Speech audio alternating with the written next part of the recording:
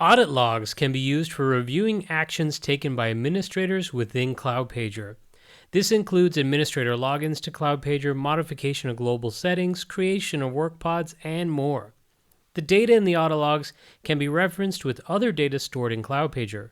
For example, audit logs shows this Workpod was modified here, and I can see what was included in that revision and correlate the data with the administrator's comments and what I see in the Workpod revision. This data can also be exported and ingested into third-party security tools as needed. Thanks for watching. Subscribe for all the latest on Numecent tech, containers, and more.